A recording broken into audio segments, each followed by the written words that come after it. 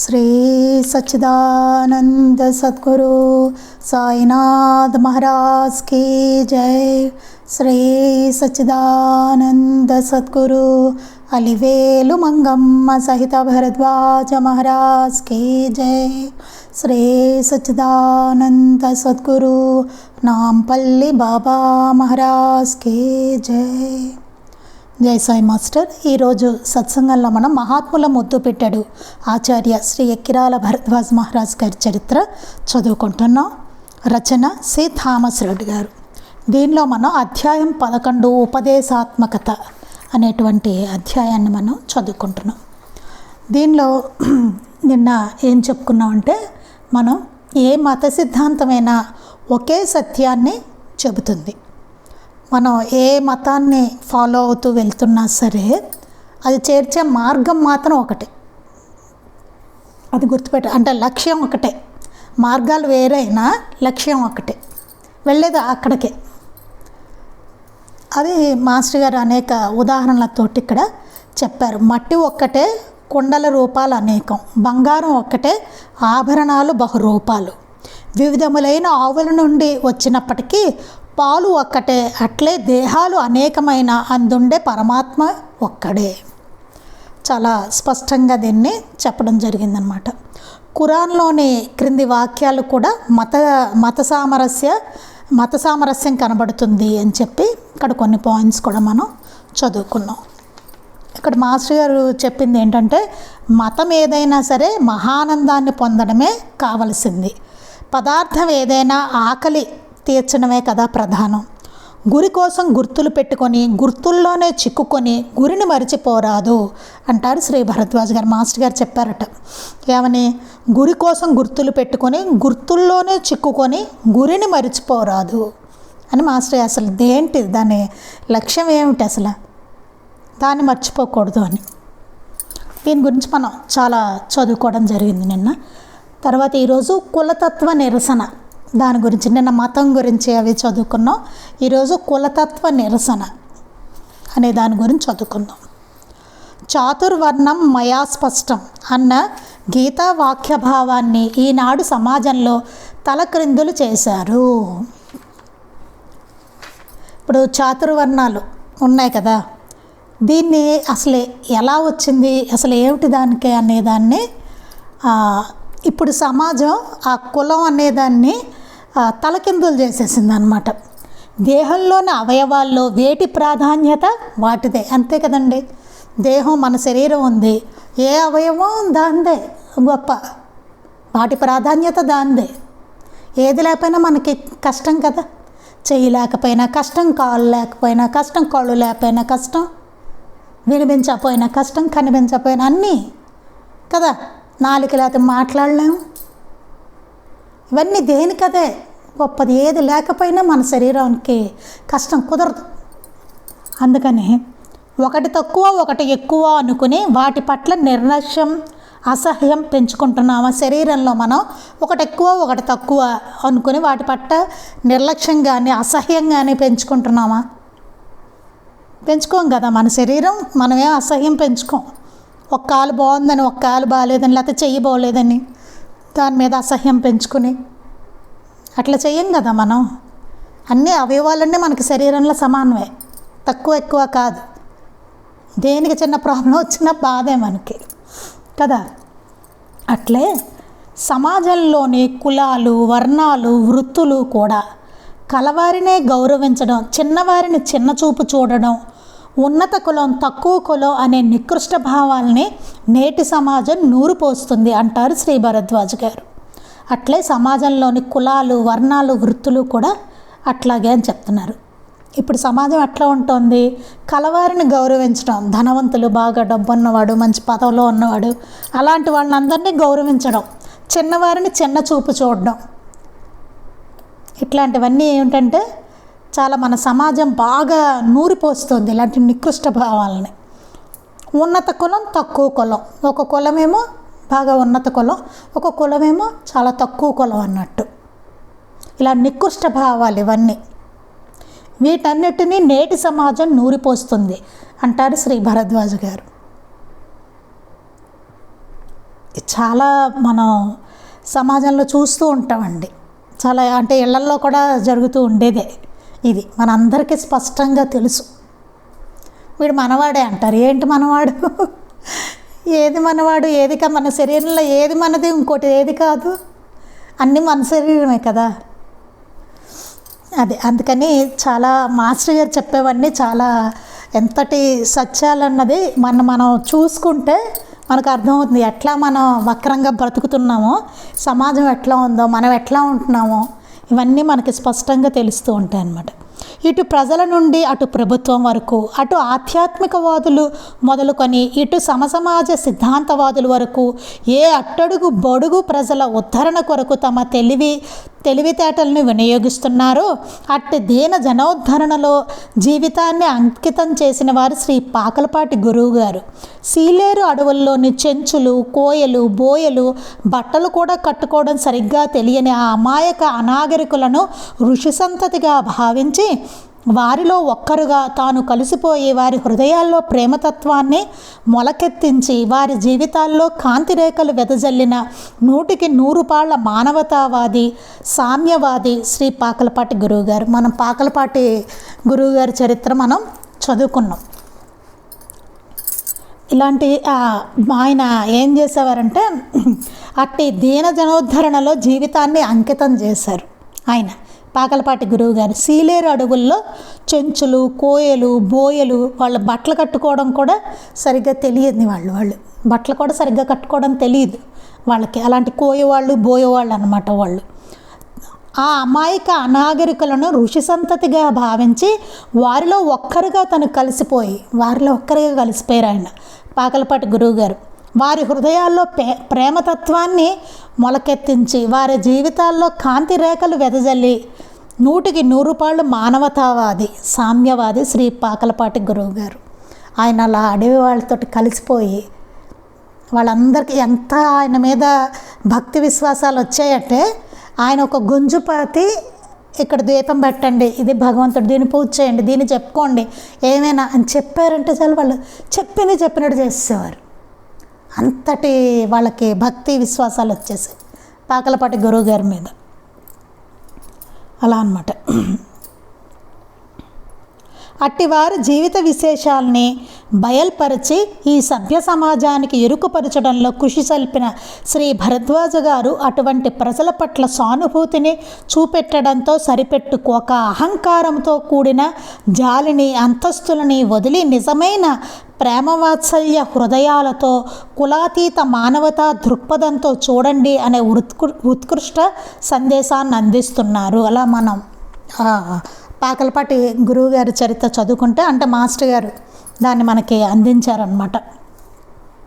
అందుకని మాస్టర్ గారు ఏంటంటే ఈ సమాజానికి ఎరుకుపరచడంలో అటువారి జీవిత విశేషాలను, పాకలపాటి గురువు గారి జీవిత విశేషాలను మనకు ఎరుకుపరచడంతో కృషి సల్పిన మాస్టర్ గారు అటువంటి ప్రజల పట్ల సానుభూతిని చూపెట్టడంతో సరిపెట్టుకోక, సానుభూతి ఒకటే మనకు అనిపిస్తూ ఉంటుంది కానీ అలా కాకుండా అహంకారంతో కూడిన జాలిని, అంతస్తుల్ని వదిలి, మనకు ఆ జాలి ఎందుకు వస్తుంది? అహంకారంతో వస్తుంది. ఎందుకంటే అయ్యో పాప వాళ్ళకి ఏం తెలియదే, నాకు అన్నీ తెలిసే, వాళ్ళు అడవిల్లో బతుకుతున్నారే, మనం పెద్ద సిటీల్లో బతుకుతున్నాం కదా. దానివలన మనం చాలా హయ్యర్ అనుకోవడం వలన వారి పట్ల ఒక జాలి వస్తుంది కదండి. అహంకారంతో కూడిన జాలిని, అంతస్తులని వదిలి నిజమైన ప్రేమ వాత్సల్య హృదయాలతో కులాతీత మానవతా దృక్పథంతో చూడండి అనే ఉత్కృష్ట సందేశాన్ని అందిస్తున్నారు.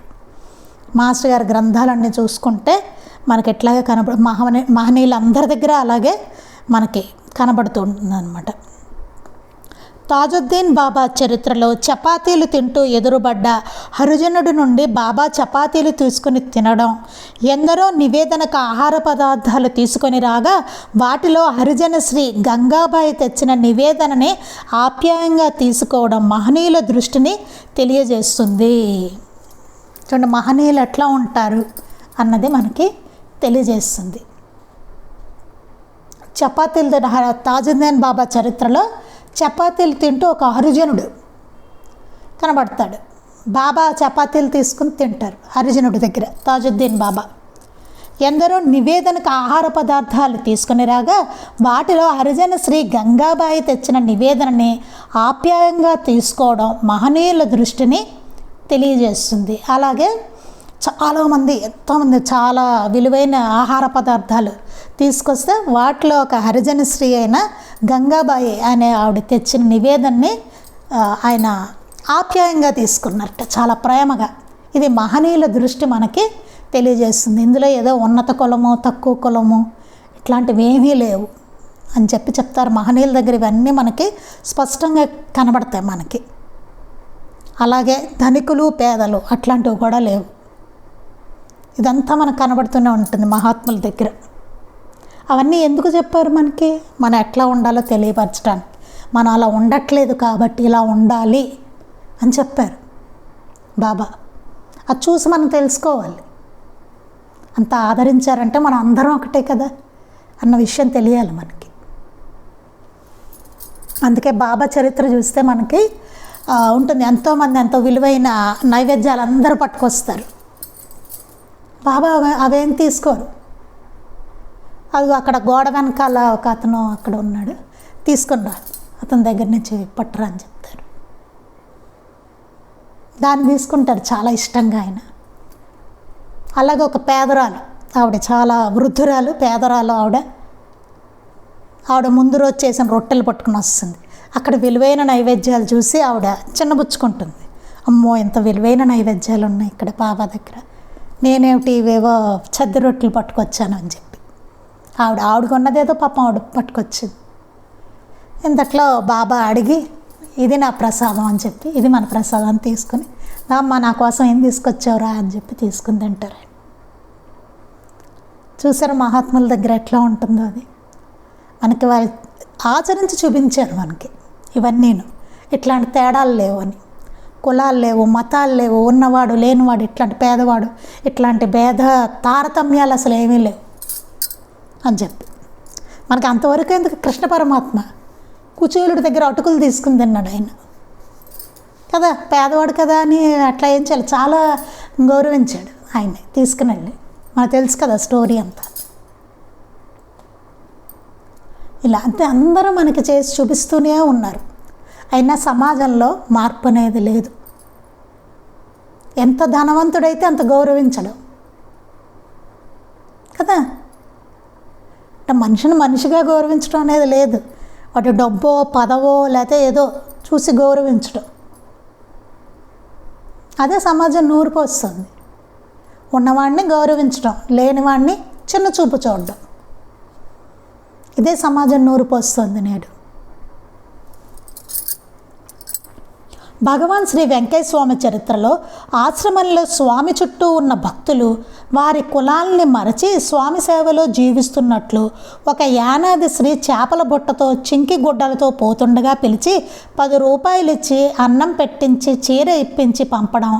మాల మాదిగలు నీలోనే ఉన్నారు, అది లేకుంటే అందరినీ సమానంగా చూచుకో, దేవుడు కనిపిస్తాడు అని స్వామి చెప్పడంతో షిరిడీ సాయి జీవిత చరిత్రలో తమ కులం ఏది అని అడిగిన న్యాయవాదితో శ్రీ సాయి, మాది దైవకులం, వయసు లక్షల సంవత్సరాలు, నీలో అంత్యజుడు ఉన్నాడు, వాడిని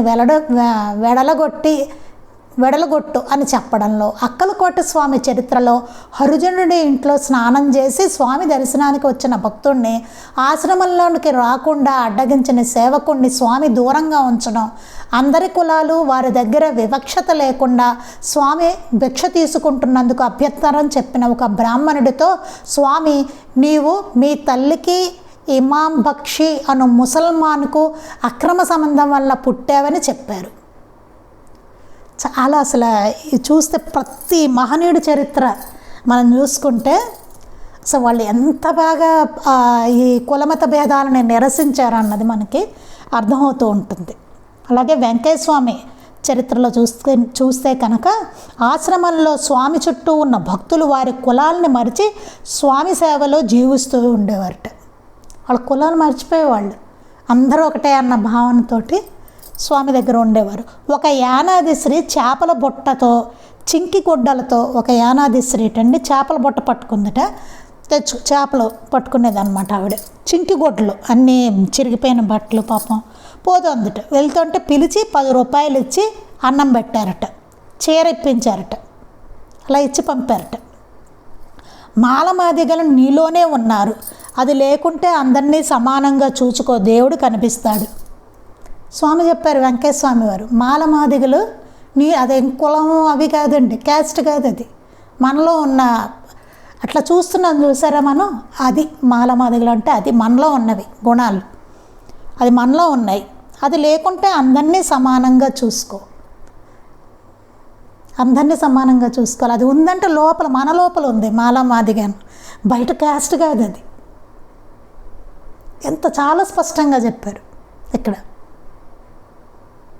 మనలో ఉన్నాయి, లోపల ఉన్నాయి అవి గుణాలు. అందుకని అందరినీ సమానంగా చూసుకో, దేవుడు కనిపిస్తాడు. దేవుడు కనిపించాలంటే ఎట్లా? అందరినీ సమానంగా చూసుకోవాలట, చూసుకుంటే అప్పుడు దేవుడు కనిపిస్తాడట అని స్వామి చెప్పడంతో షిరిడీ సాయి జీవిత చరిత్రలో తమ కులమేది అడిగిన న్యాయవాదితో శ్రీ సాయి మాది దైవ కులం, బాబాని కులం ఏంటని అడిగారు. అంతే కదా, అక్కడ ఒక్కొక్కళ్ళు కులం అనుకునేవారు. బాబా కొంతమంది ఈయన ముస్లిం అనేవారు, కొంతమంది ఏమో హిందూ అనేవారు, ఏదో రకరకాలుగా. కొంతమంది ఏమో ఆయన ఫలానా చోట పుట్టారని చెప్పి పత్రిలో పుట్టారని కొంతమంది అనేవారు. అది కాదని కొంతమంది, ఇట్లాగా ఏదో నడుస్తూ ఉండేది అక్కడ. అయితే బాబా నా న్యాయవాది అడుగుతారు, బాబా మీది ఏ కులం అని అడిగితే మాది దైవ కులం అంటారు. దైవ కులం అని చెప్పారు. వయస్సు అని అడిగితే లక్షల సంవత్సరాలు, వయసు అడిగితే లక్షల సంవత్సరాలు అని చెప్పారు. ఆయన ఎప్పుడూ ఉన్నారు, అప్పుడు ఉన్నారు, అంతకుముందు ఉన్నారు, ఇప్పుడు ఉన్నారు, ఎప్పుడూ ఉంటారు. బాబా లక్షల సంవత్సరాలు అని చెప్పారు ఆయన. నీలో అంత్యజుడు ఉన్నాడు, వాడిని వెడలగొట్టు అని చెప్పడంలో అక్కలకోట స్వామి చరిత్రలో హరిజనుడి ఇంట్లో స్నానం చేసి స్వామి దగ్గరకు వచ్చిన భక్తుడిని ఆశ్రమంలోకి రాకుండా ఒక సేవకుడు అడ్డగిస్తాడు. ఒకసారి మనం చదువుకున్న అక్కలకోట స్వామి చరిత్ర, ఆ చరిత్రలో ఏమవుతుందంటే అక్కలకోట స్వామి దగ్గరికి ఒక భక్తుడు వస్తూ ఉంటాడు. వస్తూ అతను ఒక హరిజనుడి ఇంట్లో స్నానం చేసి వస్తాడనమాట స్వామి దగ్గరకు. వచ్చి అదేమో ఇంకో భక్తుడు, స్వామి దగ్గర ఉన్న ఇంకొక భక్తుడు అది చూస్తాడు. ఇతను అక్కడ హరిజనుడి ఇంట్లో స్నానం చేసి రావడం చూస్తాడు. చూసి ఇంకా అతన్ని భోజనం తినే చోట ఆ పంక్తిలో కూర్చొనివ్వడు. నువ్వు కూర్చోవద్దు, నువ్వు వాళ్ళ ఇంట్లో స్నానం చేసి వచ్చు, కూర్చోవద్దు అంటాడు. అతను పాపం చాలా చిన్నబుచ్చుకుంటాడు. అతను ఆ అన్న భక్తుడు ఎవరు? స్వామికి నివేదన తీసుకొచ్చే అతను అన్నమాట. వెంటనే స్వామి కేకలేస్తారు. ఆయన ఒప్పుకోరు అట్లాంటివి. స్వామి అంటారు, రే నీ దగ్గర ఆచారం కంపు కొడుతోందిరా అంటారు. ఆ రోజు నివేదన తీసుకోరు, అతను తెస్తే నీ దగ్గర ఆచారం కంపు కొడుతుంది, నాకు ఆ నివేదన నేను తీసుకోను అని చెప్తారు. అందుకని అలా అడ్డగించిన సేవకుడిని స్వామి దూరంగా ఉంచడం, అతనితో దూరంగా ఉంచుతారు స్వామి ఆ మాట అన్నందుకు. అందరి కులాల వారి దగ్గర వివక్షత లేకుండా స్వామి భిక్ష తీసుకుంటున్నందుకు అభ్యంతరం చెప్పిన ఒక బ్రాహ్మణుడితో స్వామి, నీవు మీ తల్లికి ఇమాం బక్షి అను ముసల్మానుకు అక్రమ సంబంధం వల్ల పుట్టావని చెప్పారు. అలాగే ఒక సేవకుడు క్షమించండి కాదండి, అందరి దగ్గర ఆయన భిక్ష తీసుకుంటున్నారండి వివక్షత లేకుండా. ఏ కులమో ఏ మతము ఏమో పట్టించుకోకుండా స్వామి అక్కడ అందరి దగ్గర ఆయన భిక్ష తీసుకునేవారు. అక్కలకోట స్వామివారు తీసుకుంటుంటే ఒక అతను అభ్యంతరం చెప్తాడు, అలా అందరి దగ్గర తీసుకోకూడదు ఇది ఏదని చెప్పేసరికి ఆ బ్రాహ్మణుడితో స్వామి అంటారు, నీవు మీ తల్లికి ఇమాం బక్షి అను ముసల్మానుకు అక్రమ సంబంధం వల్ల పుట్టావు అని చెప్పారట ఆయన. ఇంకేంటి వీడి కులము అది అట్లా ఉంటుంది. భక్తులు స్వామి జీవిత వివరాలు అడుగగా యజుర్వేద బ్రాహ్మణునని, కాశ్యప గోత్రం, నరసింహ భాన్ పేరు, రాశి మీనరాశి అని ఒకసారి, మరొకసారి మా తల్లిదండ్రులు మాదిగ వాళ్ళు, వృత్తి తోళ్ల పని అని మళ్ళీ అడిగితే చెప్పు తీసుకొడతానని స్వామి అన్నట్లుగా ఘాటుగా, సూటిగా, వాడిగా, వేడిగా ఆచార్యుల వారి రచనలో పేర్కొనటలో ఎవరికైనా కుల ప్రసక్తి అనవసరమని ప్రబోధిస్తున్నారు. ఇవన్నీ మాస్టర్ గారు చాలా క్లియర్గా, చాలా ధైర్యంగా రాశారనమాట అండి. అప్పట్లో అసలు స్వామి జీవిత వివరాలు అడుగుతారు భక్తులు. అడిగితే యజుర్వేద బ్రాహ్మణుడు, ఎవరు? అక్కలకోట స్వామిది. యజుర్వేద బ్రాహ్మణుడు అని చెప్తారు. కాశ్యప గోత్రం, నరసింహబాన్ పేరు, రాశి మీనరాశి అని చెప్తారు ఒకసారి. మరోసారి వేరే వాళ్ళు అడిగినప్పుడేమో మా తల్లిదండ్రులు మాదిగ వాళ్ళు, వృత్తి తోళ్ల పని అని మళ్ళీ అడిగితే చెప్పు తీసుకొడతాను అన్నారట స్వామి. ఒకరితోనేమో నేను యజుర్వేద బ్రాహ్మణుడు అన్నారు, ఇంకోళ్ళతోనేమో మా తల్లిదండ్రులు మాదిగ వాళ్ళు, మా తోళ్ల పని అని చెప్పారు. ఏంటి ఆయన కులం ఏమిటి, అసలు ఆయన మతం ఏమిటి, ఆయన ఏం కులం, ఏం మతం? బాబాలాగానే బాబా తన గురువు గురించి ఒక్కొక్కళ్ళతో ఒక్కోలా చెప్పారు. ఒకళ్ళతో రోషన్ షా అన్నారు, ఒకరితోనేమో వెంకూసా అన్నారు. ఏమిటి ఆయనకి హిందూ గురువా ముస్లిం గురువా? ఎవరున్నారు ఆయనకి? ఈయన హిందువా ముస్లిమా? అలాగే స్వామి ఎట్లా చెప్పారు పుట్టుపూర్వోత్తరాలు అడిగితే, అలా చెప్పు తీసుకొడతాను ఇంకా అడిగితే అన్నట్టు ఆయన. ఘాటుగా, సూటిగా, వాడిగా, వేడిగా ఆచార్యుల వారి రచనలలో పేర్కొనుటలో ఎవరికైనా కుల ప్రసక్తి అనవసరమని ప్రబోధిస్తున్నారు. అది అనవసరం, కుల ప్రసక్తి అనవసరం. అలాగే కులాన్ని అడిగిన వారికి చెప్పు తీసుకొడతా అని అక్కలకోట స్వామి హెచ్చరించారు. జాగ్రత్త సుమా, చాలా క్లియర్గా ఉంది ఇక్కడ చూడండి. మరి అక్కలకోట స్వామి కులం అడిగితే చెప్పు తీసుకొడతానని చెప్పారు ఆయన. జాగ్రత్త, అది ఇక్కడ జాగ్రత్త వహించాలి అని మాస్టర్ గారు మనకు ఉద్బోధిస్తున్నారు. మహాత్ములు ఎందుకు చెప్తారు అవన్నీ? నిజంగా ఇక్కడ జాగ్రత్త పడాలి కాబట్టి. అడిగితే చెప్పు తీసుకొడతానని చెప్పారు ఆయన. అంటే ఆ ప్రసక్తి అనవసరం, కులాల ప్రసక్తి అనవసరం అని కదా. అనేక మహానుభావుల పాదార విందాల వద్ద త్రికరణ శుద్ధిగా తలవంచి వారి సేవ చేసుకున్న శ్రీ భరద్వాజ గారు కులపిచ్చి అనే భ్రమలో మగ్గి మానవత్వాన్ని కోల్పోవద్దు. అందరిది ఒకే కుటుంబం అయినప్పుడు ఇంకొక కులానికి తావెక్కడిది అని మనల్ని ప్రశ్నిస్తున్నారు. ఈ కులపిచ్చి అనే భ్రమలో మగ్గిపోతూ మానవత్వాన్ని కోల్పోవద్దు, మానవత్వాన్ని కోల్పోకూడదు. అవి వెర్రి భ్రమలో పడిపోయి ఈ కులపిచ్చి అన్న దాంట్లో పడిపోయి అందరిది ఒకే కుటుంబం అయినప్పుడు ఇంకొక కులానికి తావెక్కడిది. అందరిది ఒకే కుటుంబం, వసుదైక కుటుంబం. అలాంటప్పుడు ఈ కులానికి తావెక్కడుంది అని మనల్ని ప్రశ్నిస్తున్నారు. వివేకానందుల వారి దృష్టిలో కూడా నేటి వర్ణ వ్యవస్థ సమాజానికి పట్టిన చెదల పుట్టతో సమానమన్నది స్పష్టం. వివేకానందుల వారి దృష్టిలో కూడా ఇప్పుడున్న ఈ వర్ణ వ్యవస్థ ఉంది చూసారా, ఇది సమాజానికి పట్టిన చెదల పుట్టతో సమానంట. వివేకానందుడు కూడా అదే చెప్పారు. భక్త కబీరు వేమనల భావాలు ఇట్టివే కదా. కబీర్ చెప్పింది అదే, వేమన చెప్పింది అదే. వాళ్ళు ఎవరు చెప్పలేదు అట్లా. మీరు చూడండి, గొప్ప గొప్ప వాళ్ళు ఎవరినైనా చూడండి, మహాత్ములను చూడండి, వాళ్ళకి ఎట్లా కులపిచ్చిలు ఇవన్నీ లేవు. అసలు నిరసించారు, వాటిని ఖండించారు వాళ్ళు. అట్లాంటి వాళ్ళని దగ్గరికి రానివ్వలేదు, సంస్కరించారు వాళ్ళందరి భావాలని. ఎందుకో ఎంత తప్పుదోవో చూడండి. అంటే ఇప్పుడు ఇంకా సమాజం అదే తోవలో నడుస్తుంది. ఇంతమంది మహనీయులు వచ్చి చెప్పినా సరే మనం ఇలాగే ఉంటున్నాం. మారట్ల ఇంకా పెరిగిపోతుంది తప్ప ఎక్కడ మనం మార్పు తెచ్చుకుందాం, అయ్యో ఇట్టి భావన తప్పు కదా అన్నది ఎక్కడా లేదు. ఇప్పుడు మనవాడా లేకపోతే వేరేవాడా, ఇదే గోళ కదా.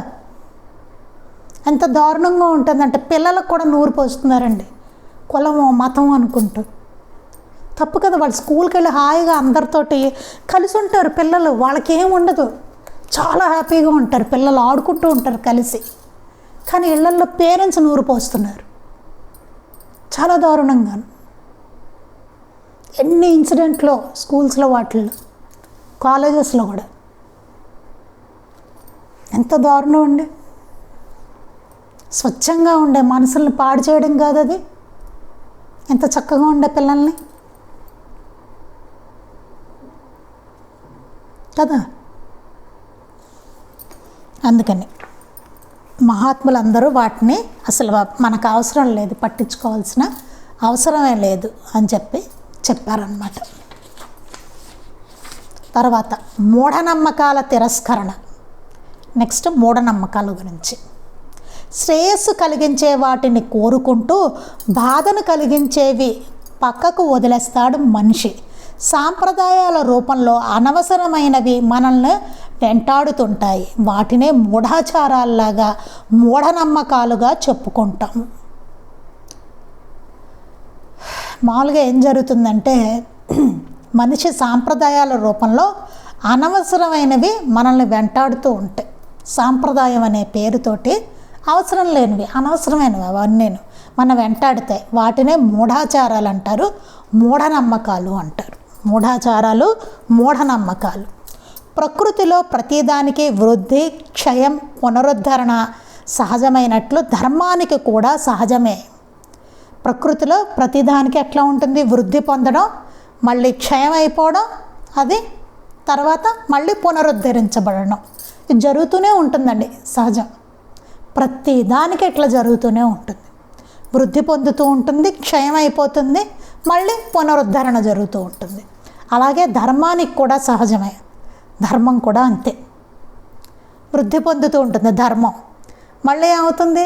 క్షయం అయిపోతూ ఉంటుంది, మళ్ళీ ఆచరించకుండా అస్తవ్యస్తం అయిపోతూ ఉంటుంది. దాన్ని మళ్ళీ మహనీయులు వచ్చి పునరుద్ధరణ చేస్తారు ఆ ధర్మాన్ని. అలా జరుగుతూ ఉంటుంది. కాలక్రమేణా ధర్మంలో మూఢాచారాలు చోటు చేసుకోవడం జరిగింది. ఏమయ్యాయి? ఆచారాలన్నవి మూఢాచారాలుగా తయారయ్యాయి. కాలక్రమేణా చోటు చేసుకోవడం జరిగిందనమాట మనకి. మతం పేరిట మతం పేరుతో జంతు బలులు చేయడం మొదలెట్టారు. జంతువుల్ని చంపడం ఎవరు చెప్పలేదు అట్లా చేయమని, ఎక్కడా లేదు. ఇవన్నీ జంతు బలులు, నరబలి కూడా అటండి. బాల్య వివాహం, చిన్న పిల్లలకి పెళ్ళిళ్ళు చేసేయడం ఇప్పటికీ ఉన్నాయండి, ఇప్పటికీ జరుగుతున్నాయి. బయట తెలియట్లేదు కానీ చాలామంది చేస్తున్నారు బాల్య వివాహాలు. సతీ సహగమనం లాంటివి ఇట్టివే. సతీ సహగమనం కూడా అన్నట్టు. ఇదివరకు ఇది ఎట్లా ఉండేదంటే, సతీ సహగమనం అంటే ఆ భర్త అసలు అలా చనిపోయాడాన్ని ఫస్ట్ ఎలా ఉండేదంటే, అసలు భర్త భార్య ఒక్కసారే చనిపోయేవాళ్ళు. ఎక్కడెక్కడున్నా సరే, వేరు చోట్ల ఉన్నా సరే, భర్త చనిపోయిన ఆ క్షణమే భార్య కూడా చనిపోయేది. అలా ఉండేది సతీ సహగమనం అంటే. ఇంకా వాళ్ళకి ఆ జీవితం అక్కర్లేదు, అట్లా ఉండేది. ఆ బాండింగ్ అట్లా ఉండేది వాళ్ళల్లో. తర్వాత ఏమైందిట, భర్త చనిపోయాడన్న వార్త తెలిసిన తర్వాత భార్య చనిపోయేదిట.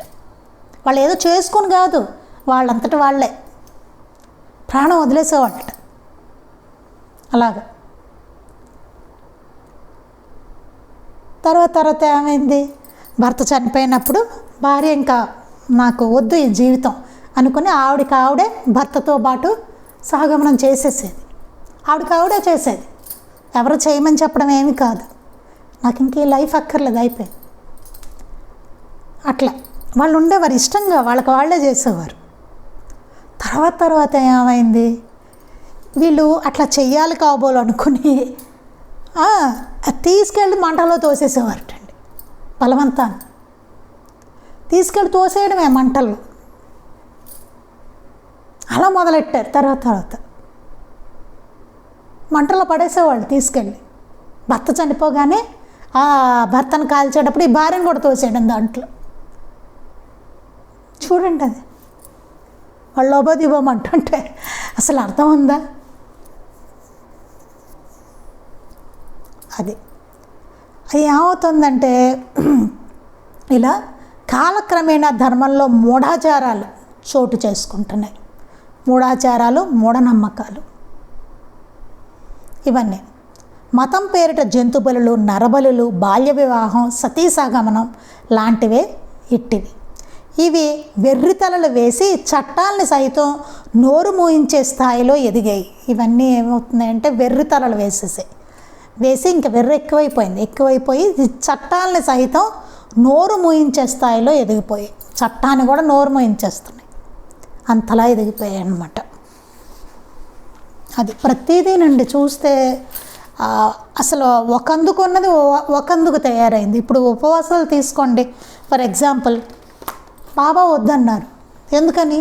ఉపవాసం అంటే ఏంటి అసలు మనకి గుర్తు రాకూడదు. అసలు ఆహారం గురించి గుర్తే ఉండదు, ఇంకలాగా ఆ స్మరణలోనే ఉంటాం. అసలు అది ఉపవాసం. ఆయన సన్నిధిలో ఉండడమే ఉపవాసం. అది పోయింది. ఉపవాసం అంటే ఏమవుతుంది? కడుపు మార్చుకోవడం అయిపోయింది. ఏంటంటే మనకి ఇదివరకటికి ఇప్పటికంటే ఆ రోజుల్లో అటువంటి అర్హతను వాళ్ళు కలిగి ఉండేవాళ్ళు. మీరు సతీసాగమనం చూసుకున్నా, మీరు ఉపవాసం చూసుకోండి, ఉపదేశం చూసుకు, ఇవన్నీ వాళ్ళ అర్హత కలిగి ఉండేవాళ్ళు, దానికి అర్హులు వాళ్ళు. తర్వాత అర్హత పోయింది, లేనప్పుడు అవన్నీ చేయ ప్రయత్నిస్తే ఏమవుతుంది? అది హింస అవుతుంది. హింస, అది మూఢాచారం. అది గుర్తుపెట్టుకోవాలి, చాలా ముఖ్యమైనవి అన్నమాట. ఇలాంటి వాటిని అన్నిటినీ బాబా ఖండించారు, మహాత్ములందరూ ఖండించారు. అందుకే బాబా ఉపవాసాలు, ఉపదేశాలు ఆయన ఒప్పుకోలేదు. ఎందుకంటే మనకు లేదు, అది మన అర్హులం కాదు, మనకు ఆ క్యాపబిలిటీ లేదు కదా. మనం మానసికంగా తింటూ ఉంటాం, ఉపవాసం పేరు చెప్పి మానసికంగా తింటూ ఉంటాం. అమ్మో ఇంకా ఎంత టైం ఉంది ఏంటి, పక్క నీరసం వస్తుంది, తర్వాత ఏం తినాలి, ఇప్పుడు వండుకోవాలి, దానికోసం ఏం వండుకుందాం, మానసికంగా తింటున్నాం అలాగా కదా. అంతకన్నా తినేస్తే పోతుంది కదా, తినేసి హాయిగా కూర్చోవచ్చు కదా దేవుడి దగ్గర, మనసు నిలుస్తుంది అప్పుడు.